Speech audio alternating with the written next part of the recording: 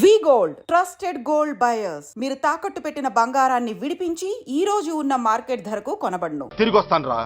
అంత లేదమ్మా, అసలు నువ్వు ఇక్కడి నుంచి వెళితే కదా తిరిగి రావటానికి. తమ్ముంటే ఆపండి రా. చా రండి రా.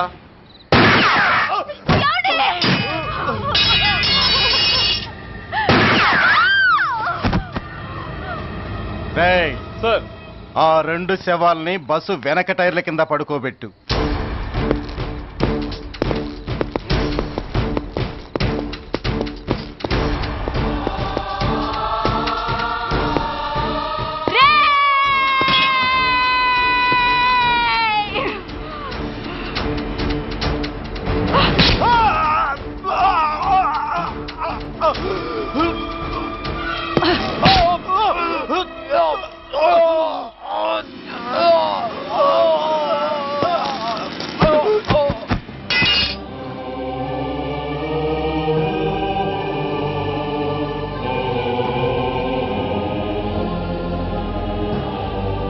నాకు తుపాకీ ఇప్పించాడు సార్. ఇక్కడున్న పోలీసులందరినీ చంపేస్తాను సార్. వాళ్ళు మంచి వాళ్ళు కాదు సార్. మా నాన్న దేశాన్ని కాపాడే సైనికుడు సార్. మా అమ్మని నాన్నని అన్యాయంగా చంపేశారు సార్ ఈ పోలీసులు. అసలు పోలీసు అనేవాడు బతకూడదు సార్, బతకూడదు. నాకు తుపాకీ ఇప్పించండి సార్, ఇప్పించండి, ఇప్పించండి.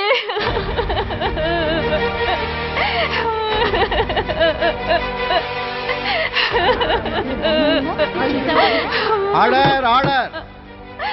The judgment is reserved. Court is adjourned. ఏ తలబట్టేసిందా? మీరా? ఏమా బాగున్నారా? బాగున్నానన్నయ్య. రండి కూర్చోండి. ఏరా, బోర్డర్ లో ఉండాల్సిన వాడి కోర్టులో పరిశీలన అయ్యావు. ఎంతసేపు అయింది వచ్చి? ఈ కేసు హియరింగ్ స్టార్ట్ అయ్యేసరికి వచ్చామన్నయ్య. ఇంతకీ ఆ అబ్బాయికి ఏం శిక్ష పడొచ్చు? ఏముందమ్మా, మైనర్ కాబట్టి కొన్నాళ్ళ పాటు రీఫార్మ్ స్కూల్ పంపించాల్సి ఉంటుంది. ఆ శిక్ష వేసేసి చేతులు దులిపేసుకుంటారు, అంతేగా? నేరం చేసిన వాడికి శిక్ష వేయటం చేతులు దులుపుకోవడం ఎలా అవుతుందిరా? వాడు చేసింది తప్పు కాదని నీ అంతరాత్మకు తెలియదా? మన దృష్టిలో తప్పు కాకపోయినా చట్టం దృష్టిలో అది నేరం. దానికి శిక్ష వేయక తప్పదు. అసలు శిక్ష అనేది ఎందుకురా? మనిషిలో పరివర్తన తేవటానికి. మీరు వేసే శిక్ష వాడిని తప్పు తెలుసుకొనివ్వదు, తప్పుదారిలోకి మళ్ళిస్తుంది. ఏంటో నువ్వు అనేది? ఆ పసి మనసులో ఎంత ఆవేదన ఆవేశం ఉన్నాయో చూశావు కదా. శిక్షాకాలంలో అవి వాడితో పాటే పెరుగుతాయి తప్ప తరగవు.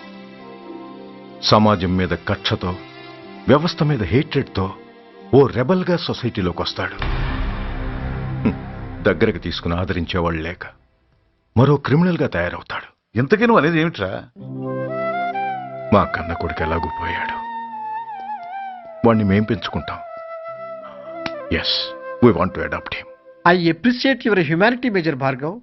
But చట్టానికి విచారణ చేయటంలోనూ శిక్ష విధించటంలోనే కాదు, ఆ శిక్షను అమలు చేయటంలో కూడా కొన్ని పరిమితులు ఉంటాయి. శిక్షాకాలం పూర్తి కాకుండా అతన్ని మీకు హ్యాండ్ ఓవర్ చేయటం కష్టం అవుతుంది. ఇంతకీ ఆ కుర్రాడి మీద మీకు ఎందుకంత ఇంట్రెస్ట్? అతను ఓ సిన్సియర్ మిలిటరీ మ్యాన్ కొడుకు సార్. అంటే ఆ చనిపోయినతను? He was my subordinate sir. Oh, I see. Okay, I will do one thing.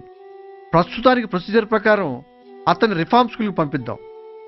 ఈలోగా గవర్నమెంట్కి, లా అండ్ ఆర్డర్ డిపార్ట్మెంట్కి స్పెషల్ పర్మిషన్ కోసం అప్లై చేసి వాళ్ళని ఒప్పిస్తాను. ఆ తర్వాత అతన్ని మీరు తీసుకెళ్ళవచ్చు.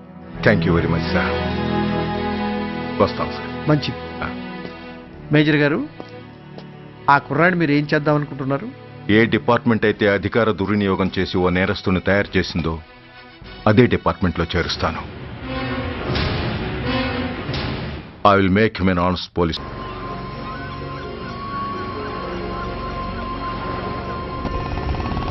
Stop stop. ఏయ్, ఉంటుందా లేదా? నిన్నేరా? ఏంటి అలా చూస్తున్నావు?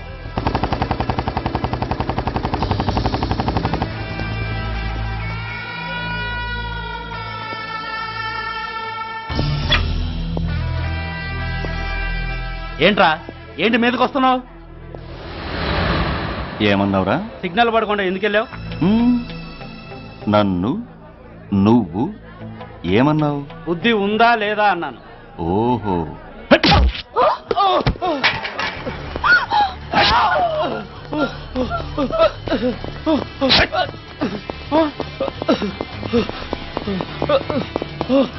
ఏయ్!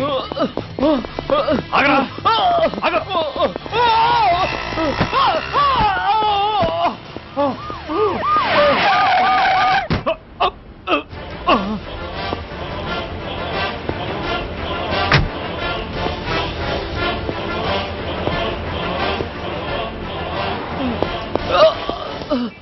అతని హాస్పిటల్కి తీసుకెళ్ళండి. Drop the knife. కత్తి కింద పడై.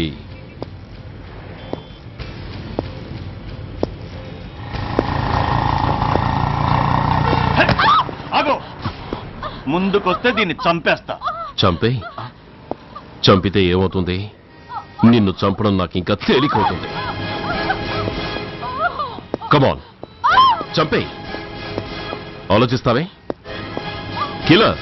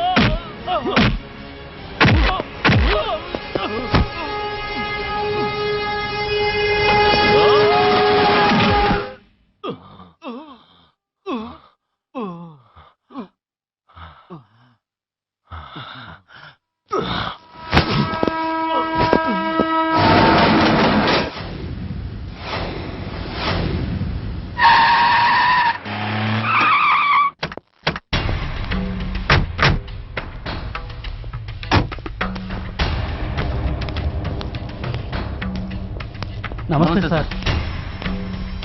నమస్తే సార్.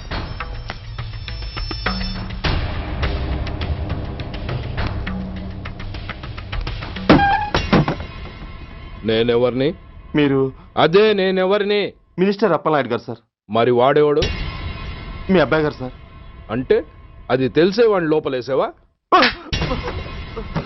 ఎఫ్ఐఆర్ ఎక్కడ్రా? ఆ?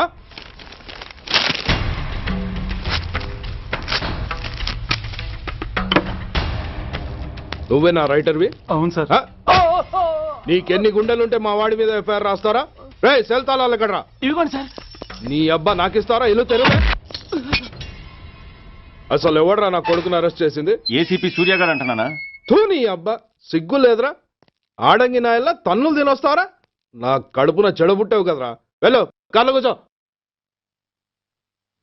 రేయ్ అసలే అడ్డదారులు అసెంబ్లీకి వెళ్ళినోడిని. నాకు సంబంధించిన విషయంలో ఎవడన్నా అడ్డొచ్చాడో అడ్డంగా నరికేస్తా. ఆ విషయం మీ ఏసీపీ గడికి చెప్పు.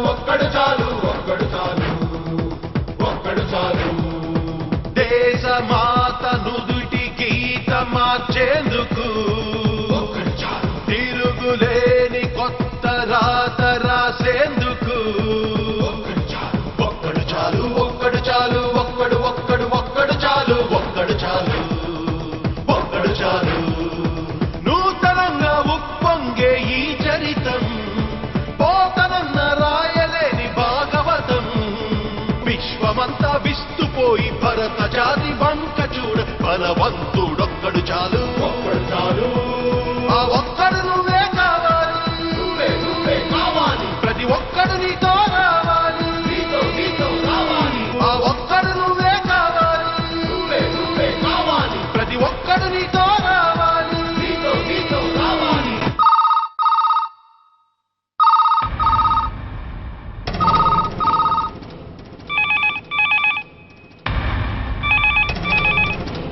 Commissioner here. ఏంటి ఏ పోలీస్ స్టేషన్లోనూ ఫోన్లు ఎత్తడం లేదా? ఏమయ్యారు వీళ్ళంతా?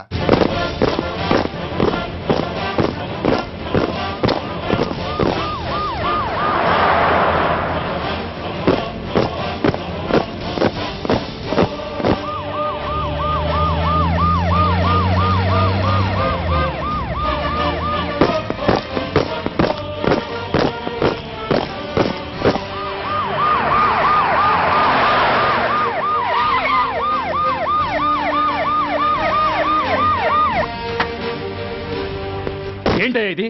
What is non sense? Uniform తీసేసి పోలీస్ స్టేషన్ మూసేసి బజారు పడతారా? మీరు పోలీసులు అనుకుంటున్నారా, గుండా అనుకుంటున్నారా? విలువలేని యూనిఫామ్స్ ఒంటి మీద ఉంటే ఊపిరాడడం లేదని తీసేసాం సార్. పందులు పందికుక్కులు స్టేషన్లోకి వచ్చేస్తుంటే వాటిని ఆపే శక్తి లేక తాళాలు వేసేసాం సార్. మిస్టర్ సూర్య, పోలీస్ వ్యవస్థ లాంటి ఎమర్జెన్సీ సర్వీసుల్లో ఇలా సమ్మెలు చేయడం నిషేధం. అదే ఎందుకని sir? Government doctors, nurses, postal department కూడా ఎమర్జెన్సీ సర్వీసులే. వాళ్ళు హక్కుల కోసం స్ట్రైక్ చేయడం లేదా? ఆఖరికి వాళ్లకున్నపాటి విలువ గౌరవం కూడా మాకు లేవా sir? Mister Surya, you are crossing your limits. మీరు ఇలా చేయటం వల్ల కామన్ పీపుల్ ఎంత సఫర్ అవుతారో ఆలోచించారా? పోలీస్ అనేవాడు కూడా ఓ కామన్ మ్యాన్ అనేది మర్చిపోకండి సార్. ఇంతకీ మీకు ఏమన్యాయం జరిగిందయ్యా? సార్, ఒక ట్రాఫిక్ కానిస్టేబుల్ తన డ్యూటీని సక్రమంగా చేసినందుకు ఒక లుచ్చా విధవ కత్తితో పొడిచి చంపబోయాడు. వాడిని అరెస్ట్ చేస్తే వాడి బాబెవడో మినిస్టర్ అప్పలనాయుడంట. వాడొచ్చి మన ఊపిరితో సమానమైన ఎఫ్ఐఆర్ని వాడు మందు కొట్టి మూతి తుడుచుకునే ముండకొంగు నలిపినట్టు నలిపి పారేసి అది రాసిన రైటర్ని, డ్యూటీలో ఉన్న ఎస్ఐని, సెంట్రీని కొట్టి దమ్ముంటే నా కొడుకు మీద చెయ్యేసి చూడంట్రా, అడ్డొచ్చిన వాడిని అడ్డంగా నరుకుతానని ఛాలెంజ్ చేసి మరి వాడు కొడుకుని తీసుకెళ్లిపోయాడు సార్. ఇలా ప్రతి అడ్డమైన వాడు వచ్చి దౌర్జన్యంగా ఖైదీల్ని తీసుకుపోతుంటే ఇంకెందుకు సార్ మాకు ఈ వాచ్మ్యాన్ ఉద్యోగాలు? బ్లాక్ లో టికెట్ అమ్ముకునే వాడిని లాకప్ లో పెడితే మున్సిపల్ చైర్మన్ ఫోన్, ఓ రౌడీ విధవను అరెస్ట్ చేస్తే ఎమ్మెల్యే ఫోన్, ఓ రేపిస్ట్ అరెస్ట్ చేస్తే మినిస్టర్ ఫోను. అందరికీ రూల్స్ అండ్ రెగ్యులేషన్స్ ఉంటాయి, కానీ మా పోలీస్ వాళ్ళకి మాత్రం రూలింగ్ లో ఉన్నవాడి మాట వినడం ఒక్కటే రూలు.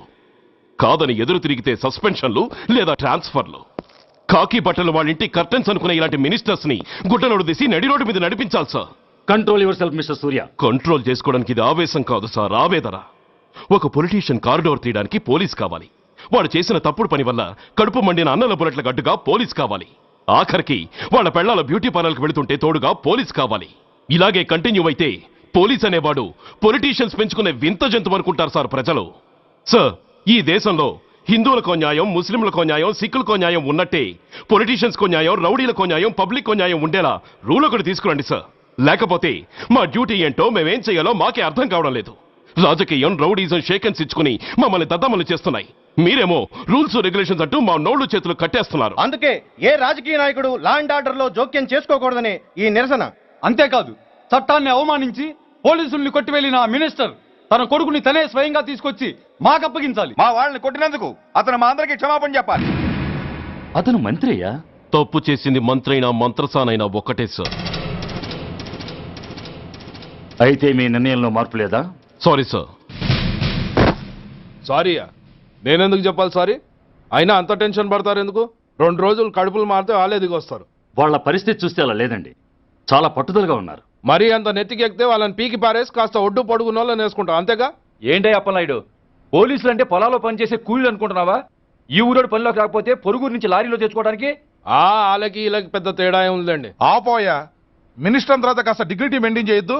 పోలీస్ స్టేషన్కి వెళ్ళి పోలీసుల మీద గుండెలా దౌర్జన్యం చేస్తావా? ఏంటండి, పోలీసులను ఎప్పుడు ఎవడు తిట్టలేదా, కొట్టలేదా?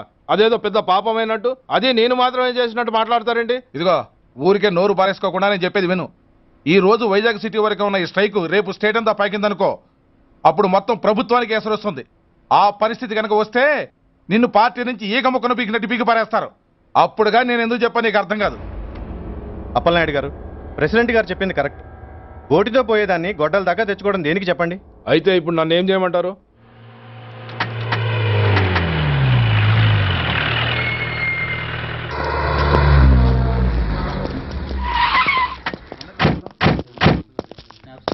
హలో, మా ఈ నిరసన పబ్లిసిటీ కోసం కాదు, మా ప్రాబ్లం సాల్వ్ చేసుకోవడం కోసమని మీకు ముందే చెప్పాను. మళ్ళీ ఎందుకు వచ్చారు? మినిస్టర్ గారు రమ్మంటే రాకుండా ఎలా ఉండగలం సార్? మినిస్టరా? ఏ మినిస్టర్? అప్పలనాయుడు గారే సార్. అరుగో అప్పలనాయుడు గారు వచ్చేసారు, పదండి.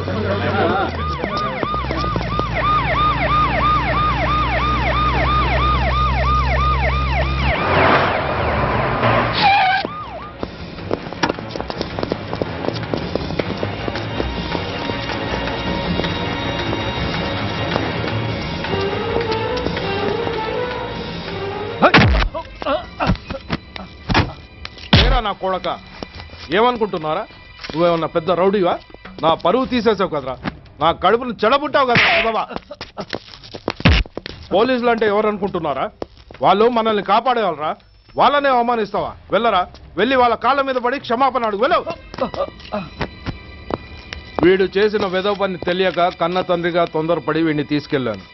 నిజం తెలిసాక ఓ బాధ్యత గల మంత్రిగా జరిగిన దానికి సారీ చెప్పి వీడిని మీకు అప్పగిస్తున్నాను. నన్ను క్షమించండి. చాలా థ్యాంక్స్ అండి. ఇంకా మీరు కెమెరాలు ఆపండి. మినిస్టర్ గారు మిమ్మల్ని పిలిపించిన కార్యక్రమం అయిపోయింది, మీరంతా బయలుదేరచ్చు ప్లీజ్. పిలవగానే వచ్చినందుకు మీ అందరికీ చాలా థ్యాంక్స్.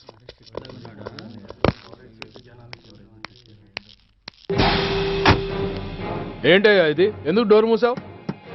ఏ సెక్యూరిటీ, అలా చూస్తూ నిలబడతా అండి. ఏంటయ్యా ఇది? మీరు చెప్పింది చేశానుగా, నా కొడుకుని మీకు అప్పగించాను, మీ అందరికీ సారీ చెప్పాను, ఇంకా ఏంటి? చేసిన ప్రతి తప్పుకి సారీ అంటమే శిక్ష అయితే లా బుక్లన్నీ పాకెట్లో పెట్టుకునే డైరీ సైజుకి పడిపోతాయి. ఇంతకీ ఏంటయ్యా నువ్వు అనేది? మీరు మా వాళ్ళకిచ్చినవి తీసుకెళ్లిపోండి. ఒకళ్ళిచ్చిన ఉంచుకోవడం మాకు అలవాట్లేదు. నేనా? నేనేమిచ్చాను? మరీ అంత మతిమరుపు అయితే ఎలా సార్? ఓయ్, ఏంటిది? మీరు మా ఎస్ఐకి చెప్పుతో ఇచ్చారు, అతని తరఫున నేను మీకు షూతో ఇస్తున్నాను. ఏయ్, ఎంత ధైర్యం రా నీకు? నన్నే కొడతావా? నీ ఎంత చూస్తాను, ప్రాణాలు తీస్తాను. ఏయ్, డిఐజీ కమిషనర్, ఎక్కడా మీరు?